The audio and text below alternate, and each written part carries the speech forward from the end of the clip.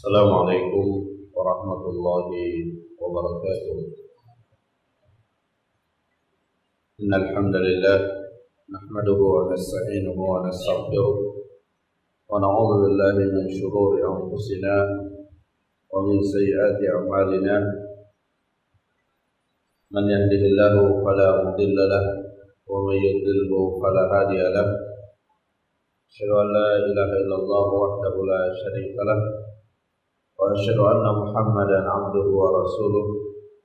Allahumma shalli ala Muhammad wa ala alihi wa sahabatihi wa man sara ala nahjihi wa ihtada bi hadihi wa istana bi sunnatihi ila yaumil qiyamah. Ya ayyuhalladzina amanu taqullaha haqqa tuqatih wa la tamutunna illa wa antum muslimun. Allahumma 'allimna bima yanfa'una وانفعنا بما علمتنا وزدنا علما وتوفيقا والحقنا بالصالحين. Amma ba'd, masyarul muslimin jamaah salat subuh rahimani wa rahimakumullah. Alhamdulillah, pada kesempatan ini kita kembali melanjutkan majelis ilmu kita pada penjelasan kitab Taysirul Karimur Rahman fi tafsir Kalamil Mannan, dan alhamdulillah saat ini kita sedang menjelaskan ayat-ayat Allah Subhanahu wa taala yang terdapat di dalam surah At-Taghabun. Dan pada pertemuan yang sebelumnya kita sedang menjelaskan firman Allah Subhanahu wa taala pada ayat yang ke-9, tepatnya pada firman Allah Subhanahu wa taala, "Wa may yu'min billah wa ya'mal shalihan wa may yu'min billahi yahdi qalbah." Siapa yang beriman kepada Allah Subhanahu wa taala, maka Allah Subhanahu wa taala akan memberikan kepadanya petunjuk. Di penjelasan yang telah kita sampaikan sebelumnya bahwa wa may yu'min billahi yahdi qalbah, jika hal tersebut berkaitan dengan musibah-musibah, maka maknanya adalah ketika seseorang mengimani dan meyakini bahwa musibah yang menimpa dirinya itu karena takdir dan ketentuan Allah Subhanahu wa taala, sehingga dengannya ia bisa bersabar dan ridha terhadap ketetapan Allah, maka Allah akan memberikan ketenangan di dalam hatinya, dan dengan ketenangannya tersebut ia mendapatkan kebaikan, dia mendapatkan pahala, karena dengan ketenangan tersebut ia bisa bersabar dan ridha terhadap apa yang menjadi ketentuan Allah Subhanahu wa taala. Kemudian Syekh As-Sa'di rahimahullah menyebutkan juga makna yang lebih umum sesuai dengan keumuman lafadznya, di mana beliau mengatakan, "Fa innallaha akhbara anna kullaman amana", melalui ayat wa may yu'min billahi yahdi qalbah, Allah Subhanahu wa taala mengabarkan bahwa setiap orang yang beriman tentunya yang dimaksud adalah yang mewujudkan rukun iman, beriman kepada Allah, beriman kepada malaikat, kepada kitab-kitab dan seluruh rukun iman yang kita semua sudah mengetahuinya. Wa saddaqa imanahu bima yaqtadihi al-iman, dan ia membenarkan segala hal yang menjadi tuntutan keimanan, baik yang berkaitan dengan konsekuensi keimanan dan juga yang berkaitan dengan hal-hal yang wajib untuk mewujudkan kesempurnaan iman. Jadi konsekuensi keimanan itu adalah hal-hal yang dengannya keimanan itu akan dinilai sebagai keimanan yang sah. Sedangkan kewajiban-kewajiban yang disebabkan oleh keimanan itu adalah penyempurna-penyempurna dari iman. Maka kata Syekh Sa'di rahimahullah, ketika seorang itu beriman kemudian mampu menjaga imannya agar tidak dimasuki oleh hal-hal yang bisa membatalkannya, serta mampu mewujudkan amalan-amalan yang menyempurnakan keimanannya, maka anna hadza sabab alladzi qama bihi al-'abdu akbaru sababin li hidayatillahi lahu fi aqwalihi wa af'alihi wa jami'i aqwalihi wa fi ilmihi wa amalihi. Ini merupakan sebab Allah Subhanahu wa taala memberikan kepadanya petunjuk, hidayah. Jadi keimanan yang melekat, menghujam kuat di dalam diri seseorang yang dibuktikan dengan ia menjaga imannya dari hal-hal yang membatalkan serta melakukan amalan-amalan yang menyempurnakan keimanannya, maka ini adalah penyebab Allah Subhanahu wa taala menambahkan kepada dirinya hidayah, petunjuk. Dan inilah tambahan yang sangat kita butuhkan. Tambahan yang sangat kita butuhkan itu adalah tambahan hidayah.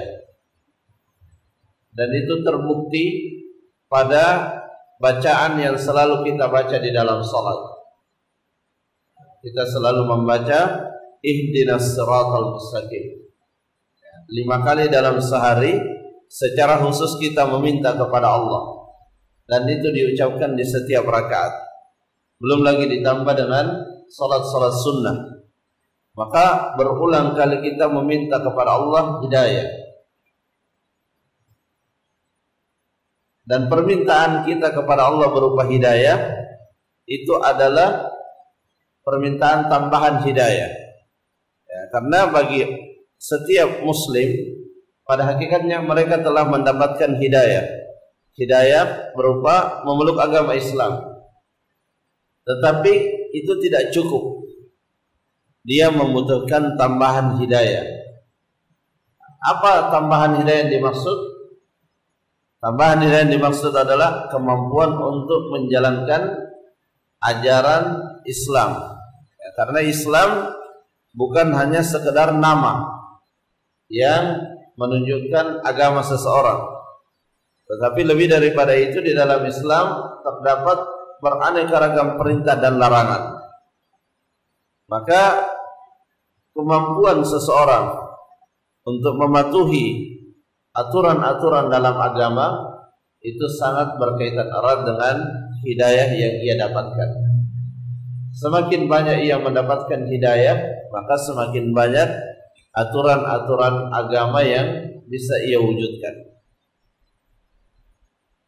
Jadi kata Syekh Sa'di rahimahullah, keimanan yang kuat itu adalah penyebab seseorang mendapatkan hidayah dari Allah Subhanahu wa taala, baik hidayah yang berkaitan dengan ucapannya, di mana dalam menggunakan lisannya ia akan selalu tertuntun untuk menggunakan lisannya tersebut dalam koridor dan aturan-aturan syariat.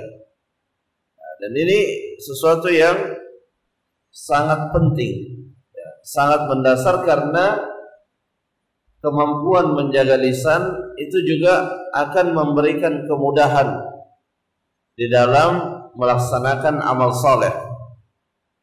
Di dalam Al-Quran Allah Subhanahu wa taala berfirman, ya ayyuhalladzina amanu taqullaha wa qulu qawlan sadida.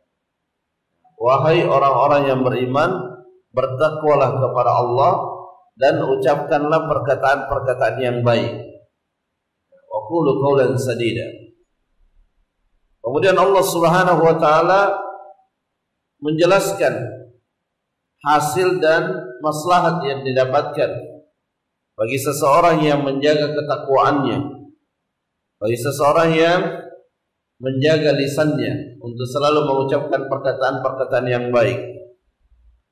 Apa hasilnya? Yuslih lakum a'malakum.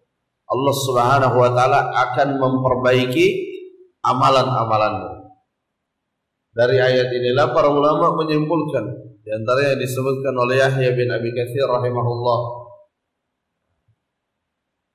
adanya keterkaitan yang sangat erat antara lisan yang terjaga dengan amal dan perbuatan yang kita lakukan. Dan tidak mungkin lisan seseorang itu dapat terjaga kecuali dia mendapatkan petunjuk dari Allah Subhanahu wa taala. Dari mana petunjuk itu datang? Ketika seseorang menjaga imannya. Ketika seseorang perhatian kepada imannya. Dia jaga imannya dari hal-hal yang membatalkan, dia jaga imannya dari hal-hal yang mengurangi kesempurnaannya. Jadi kata Syekh Sa'di rahimahullah, dengan terjaganya iman itu menjadi penyebab Allah Subhanahu wa taala memberikan kepadanya hidayah dalam ucapan dan amalannya. Wa jami'i ahwalihi, dalam semua keadaannya ia akan selalu dinaungi dengan hidayah. Seperti yang digambarkan oleh Allah Subhanahu wa taala di dalam hadis ketika Allah menyebutkan tentang wali-wali Allah Subhanahu wa taala, man adali waliyan faqad adantuhu bil harb. Siapa yang memusuhi waliku, orang yang dekat kepadaku, maka aku akan memeranginya. Aku umumkan perang kepadanya. Kemudian di dalam lanjutan hadis itu disebutkan bahwa ketika seorang hamba menyempurnakan kewajiban-kewajibannya, kemudian menambahnya dengan amalan-amalan yang disunnahkan, maka kata Allah, kuntu sam'ahul ladzi yasma'u bih, saya akan menjadi pendengarannya yang dengannya ia mendengar, saya akan menjadi penglihatannya yang dengannya dia melihat, saya akan menjadi kakinya yang dengannya ia melangkah.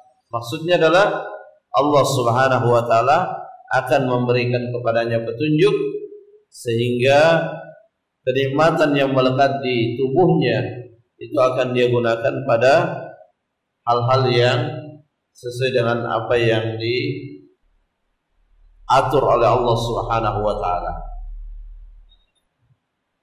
Wa fi ilmihi wa amalihi, jadi Allah Subhanahu wa taala akan memberikan petunjuk berupa kemudahan di dalam memahami agama. Jadi ada kaitan yang sangat erat antara keimanan seseorang yang terjaga dengan kemudahan di dalam memahami agama, di dalam mengilmui agama ini. Wa amalihi, dan juga di dalam mengamalkannya. Di sini terungkaplah, terungkap sesuatu yang sangat penting bagi seorang muslim untuk dia wujudkan agar dia mendapatkan kebaikan yang banyak, yaitu jaga iman dari hal-hal yang membatalkannya, jaga iman dari hal-hal yang mengurangi kesempurnaannya. Kama qala ta'ala mukhbiran annahu yuthabbitul mu'minina fil hayatid dunya wa fil akhirah. Apa yang tadi dikatakan oleh Syekh Abdurrahman bin Nasir As-Sa'di rahimahullah, ini sesuai dengan apa yang Allah firmankan di ayat yang lain. Ketika Allah Subhanahu wa taala berfirman, "Yuthabbitullahu alladhina amanu fil hayatid dunya wa fil akhirah." Allah Subhanahu wa taala akan meneguhkan orang-orang yang beriman. Akan diberikan kepadanya sabat, keteguhan, kekokohan, keistiqomahan fil hayatid dunya, di dalam kehidupan dunia. Jadi situ disebutkan apa yang Allah akan berikan, dan juga disebutkan kepada siapa pemberian itu diberikan. Yang Allah akan berikan itu adalah as-sabat, keistiqomahan, kekokohan. Kepada siapa itu diberikan? Alladzina amanu, kepada orang-orang yang beriman. Dan sudah kita sampaikan bahwa ketika kata-kata iman disebutkan sendirian, maka masuk di dalamnya amal soleh. Artinya orang yang menjaga imannya dengan dia melakukan amal soleh dan menjauhi pembatal-pembatalnya, menjauhi hal-hal yang mengurangi kesempurnaannya, maka dia akan mendapatkan keistiqomahan di dunia, wa fil akhirah, dan juga keteguhan di akhirat. Dijelaskan oleh para ulama, keteguhan di akhirat yang dimaksud itu adalah kemampuan untuk menjawab pertanyaan-pertanyaan malaikat, terutama pertanyaan yang 3 yang menjadi pertanyaan inti yang menentukan kemampuan seseorang untuk menjawab pertanyaan-pertanyaan berikutnya, yaitu man rabbuk wa man nabiyyuk wa ma dinuk. Siapa Tuhanmu, siapa nabimu, dan apa agamamu. Inilah 3 pertanyaan yang sangat tidak mudah dijawab. Di dunia mudah dijawab, tetapi di akhirat hanya orang-orang yang diteguhkan hatinya yang akan mampu menjawabnya. Makanya ketika Nabi SAW menceritakan tentang orang-orang yang ditanya dengan pertanyaan ini, ada yang dengan mudah bisa menjawab, tetapi ada juga yang kesulitan menjawab pertanyaan ini. Disebutkan dalam hadis, sabi'tun nas yaquluna kadza wa kadza. Jadi ketika dia ditanya man rabbuk, man nabiyyuk, dia kesulitan menjawab. Jawabannya tidak mantap. Kenapa bisa demikian? Karena keimanannya yang lemah. Bahkan ketika keimanan itu dimasuki oleh yang namanya kemunafikan, hal-hal yang bisa membatalkannya, maka itu adalah penyebab utama seseorang tidak bisa menjawab pertanyaan tersebut. Kemudian Syekh Sa'di rahimahullah menyebutkan juga bahwa keteguhan di dalam agama, keteguhan dalam menjalankan agama, itu dasar utamanya ada di dalam hati. Wa aslus sabati sabatul qalbi. Jadi keteguhan yang sesungguhnya itu keteguhan yang bersumber di hati. Karena bisa saja ada orang bertahan dalam suatu kebaikan tidak berasal dari hatinya, tapi lebih kepada hal-hal yang berkaitan dengan kepentingan duniawi. Bisa saja dia bertahan di atas suatu perbuatan yang baik karena kepentingan duniawi, sebagaimana disebutkan, diingatkan oleh Allah Subhanahu wa taala dalam hadis yang sangat kita kenal, innamal a'malu binniyat dan seterusnya. Di sana disebutkan siapa yang hijrah karena dunia, maka yang dia dapatkan adalah sebatas apa yang ia niatkan. Artinya apa? Bisa saja seorang melakukan suatu amalan yang baik, tapi dasar pijakan amalan itu bukan dari hatinya, tetapi dari hal-hal yang bersifat duniawi, sebagaimana yang Nabi sebutkan. Seseorang bisa saja berhijrah bukan karena Allah, bukan karena menjalankan perintah Allah dan perintah Rasulullah, tetapi murni karena hal-hal yang bersifat duniawi. Maka di sini kita diingatkan bahwa wa aslus sabati sabatul qalbi. Keteguhan dalam agama yang sesungguhnya itu adalah keteguhan yang bersumber di dalam hati. Wa sabruhu wa yaqinuhu inda wurudi kulli fitnatin. Dan kesabarannya dari keteguhan itu ada dalam hati, dan ada pada kesabarannya dan keyakinannya setiap kali dia diperhadapkan dengan ujian. Jadi ketika keteguhan itu bersumber dari hati, maka itu akan mewujudkan yang namanya kesabaran. Sehingga ketika ujian apapun yang menimpanya, dia tetap bisa bersabar, dia tetap bisa teguh di atas agamanya. Karena dalam Al-Quran Allah juga mengingatkan, wa minan nasi man ya'budullaha ala harf. Di antara manusia ada yang beribadah kepada Allah seperti dia berada di tepi jurang. Kalau keadaannya baik maka dia beribadah, tapi ketika diuji dengan kesulitan maka dia malas beribadah. Seperti yang disebutkan dalam surah Al-Fajr, ketika mendapatkan kenikmatan duniawi maka dia merasa sangat disayangi oleh Allah.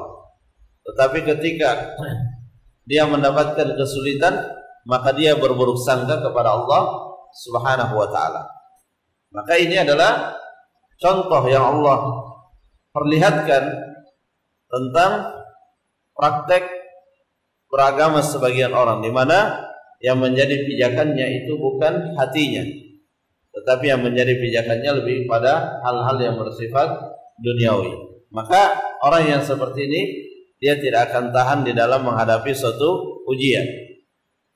Makanya kita lihat juga di zaman Nabi SAW dalam sejarah, ya, ketika Nabi Muhammad SAW meninggal, maka banyak sekali yang murtad. Ya, banyak yang murtad. Kenapa? Karena mereka belum menjadikan hatinya sebagai pijakan di dalam melakukan suatu kebaikan. Sama halnya juga ketika seorang misalnya menghadiri majelis ilmu atau melakukan suatu kebaikan, ketika pijakannya hanya bersifat dunia, maka itu tidak akan bertahan lama, hanya sebentar saja. Ketika yang bersifat duniawinya sudah tidak ada, maka dia akan berhenti dari hal tersebut. Jadi sama Nabi SAW ada yang ketika Nabi meninggal ada yang murtad, ya, ada yang murtad. Fa'ahlul iman ahdan nasi quluban wa athbatuhum inda al-mustijad wal muqliqat. Jadi orang yang teguh keimanannya, maka mereka lah orang yang paling besar petunjuknya dan paling kokoh di dalam menghadapi hal-hal yang mengganggu keimanan, di dalam menghadapi ujian-ujian dan fitnah-fitnah dunia. Wa dzalika lima ma'ahum minal iman. Karena adanya kekuatan iman yang menghujam kuat di dalam hatinya. Jadi kita dapati para sahabat Nabi sallallahu alaihi wasallam, ya, mereka itu sangat perhatian dengan keimanannya. Ya, di antara ungkapan yang biasa didapatkan dari mereka, saling mengajak di antara mereka, hayya nu'minu sa'atan, mari kita beriman sesaat. Maksudnya mari beriman sesaat, mari kita tambah keimanan dengan hadir di dalam majelis-majelis ilmu. Jadi salah satu pengawal keimanan yang terbaik itu ketika seseorang mengikatkan dirinya dengan majelis ilmu. Ya, jadi kalau kita istiqomah di dalam suatu majelis ilmu, ya, kita tetapkan dalam sepekan sekian kali, maka dalam kondisi iman lemah, begitu dia datang ke majelis ilmu, insya Allah itu akan memulihkan keimanannya. Jadi keimanan memang tidak selalu stabil, dia naik turun. Bahkan itulah salah satu yang diyakini di dalam akidah Ahlussunnah, bahwa al-iman yazid wa yanqus. Keimanan itu bertambah dan berkurang. Dia bertambah dan berkurang, dan itu sesuatu yang dirasakan oleh setiap orang beriman. Ada kalanya dia semangat dalam kebaikan, tidak tertarik kepada keburukan. Tetapi ada kalanya sebaliknya, lemah dalam berbuat baik, sangat kuat tarikan untuk berbuat buruk. Itu adalah tanda bahwa iman bertambah dan berkurang. Tetapi ketika kita mengikatkan diri kita dengan majelis ilmu, maka itu akan menjaga keimanan. Makanya kadang kita dapatkan dalam kehidupan kita, ketika misalnya kita ada kawan yang biasa hadir di dalam majelis ilmu, tiba-tiba hilang, tidak pernah muncul. Bukan karena dia sakit, bukan karena ada uzur, maka biasanya itu disebabkan karena dia telah terjerumus di dalam hal-hal yang buruk. Tapi sebaliknya, ketika seseorang misalnya dia terjerumus dalam keburukan, tetapi dia masih memaksa dirinya untuk hadir dalam majelis ilmu, maka peluang untuk dia kembali itu sangat besar. Jadi jangan sampai ketika seorang terjatuh di dalam keburukan menyebabkan dia tidak layak untuk duduk dalam majelis ilmu. Justru dialah yang paling butuh majelis ilmu, karena di dalamnya dia mendapatkan nasihat. Nah, salah satu talbis, gangguan yang iblis berhasil di dalam mencelakai manusia itu ketika seorang melakukan keburukan, akhirnya dia menjauhi majelis ilmu, merasa tidak pantas untuk sholat, datang ke masjid. Akhirnya semakin jauh dia, semakin jauh terjatuh dalam keburukan, sehingga semakin sulit kembalinya. Beda halnya dengan orang yang mungkin dia terjatuh dalam keburukan, tapi masih maksa dirinya. Dia paksa dirinya untuk tetap datang ke masjid, dia paksa dirinya untuk tetap menghadiri majelis ilmu, maka minimal akan ada pertarungan di dalam hatinya. Pasti akan ada kegelisahan. Setiap dia melakukan keburukan, pasti ada gelisah yang akan menyelimuti dirinya ketika dia masih rajin ke masjid dan bermajelis ilmu. Sebaliknya, ketika dia tinggalkan masjid, dia tinggalkan majelis ilmu, maka sudah tidak ada beban untuk melakukan suatu keburukan, sehingga dia semakin dalam terjatuh di dalam keburukan tersebut. Makanya di zaman Nabi SAW pernah ada orang yang dihukum oleh Nabi karena minum khamar.